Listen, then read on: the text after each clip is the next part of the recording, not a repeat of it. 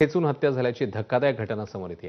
चिंचडगाव शिवारात आज सकाळी 6:30च्या सुमारास ही घटना उघड झाली आहे. हबप संगीताताई अण्णासाहेब पवार असं त्यांचं नाव आहे. संगीताताई पवार चिंचडगाव इथल्या सद्गुरू नारायणगिरी महाराज कन्या आश्रमात राहत होत्या. आज सकाळी त्या मंदिरा शेजारी असलेल्या शेडमध्ये रक्ताच्या थारोळ्यात पडलेल्या दिसत होत्या. त्यांची हत्या का आणि कुणी केली, कशासाठी केली हे अजूनही अस्पष्ट आहे. दरम्यान संगीता महाराज यांना एप्रिलमध्येच जीवे मारण्याची धमकी मिळाली होती अशी ही माहिती आहे. याबाबत त्यांनी वैजापूर पोलीस ठाण्यात तक्रारही दिली होती. आपण एकटं राहतो त्यामुळे आपल्याला मारून टाकतील अशी धमकी मिळाल्याची तक्रार त्यांनी दिलेली होती.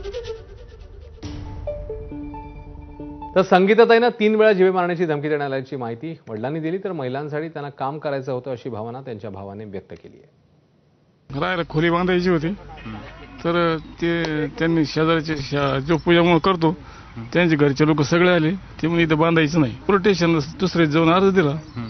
मग त्यांनी पोलिसला बोलून घेतलं. पोलिसने त्याची समज घातली. मग नंतर आम्ही बांधकाम चालू केलं. पण ती पाठी मग दम देत होते लोकांजवळ यायचं. मला 3 वेळा दम दिला. काय म्हणून तुला जीवच मारू, तुझे हातपाय तोडू, अमकं करू तम करू. सकाळी घरून फोन आला. मी शेतामध्ये होतो रात्री. तर मी इथं धावत आलो. इथं बघितलं तर अवस्था बघून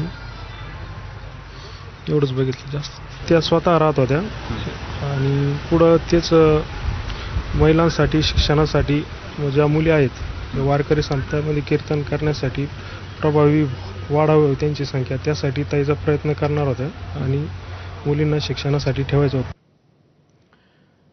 या प्रकरणामध्ये तपास सुरू आहे अशी माहिती आता पोलिसांनी दिली. आपण बघूया पोलिसांचं म्हणणं काय. संगीताताई पवार ह्या मोठा देवी मंदिर आहे छोटंसं गंगापूर वैजापूर रोड. तिथं ते एक शेड बांधलेलं आहे. त्याच्या पडवी झोपल्या होत्या. त्यावेळेस रात्री कोणीतरी दगडाने त्यांच्या डोक्यात मारून जखमी करून त्या मयत झालेल्या आहेत. तर यामध्ये आम्ही फॉरेन्सिक सायन्सची टीम बोलवली आहे. FSL आहे, डॉग स्क्वॉड आहे, फिंगरप्रिंट आहे, स्थानिक गुन्हे शाखेचं पथक आहे, वैजापूर पोलीस आहेत, स्थानिक पोलीस आहेत. आम्ही सर्व वेगवेगळ्या टीम्स तयार केलेल्या आहेत. वेगळा वाद आहे का त्याची पण आम्ही पडताळणी करू आणि चोरीचा उद्देश असेल तर त्याची पण पडताळणी आम्ही सर्व अँगलनी तपास करून निश्चित खऱ्या आरोपीपर्यंत पोहोचू. याच बातमीसोबत एक छोटासा ब्रेक. ब्रेकनंतर आणखी काही घडामोडींचा आढावा घ्यायचा आहे. पाहत राहा 10च्या बातम्या.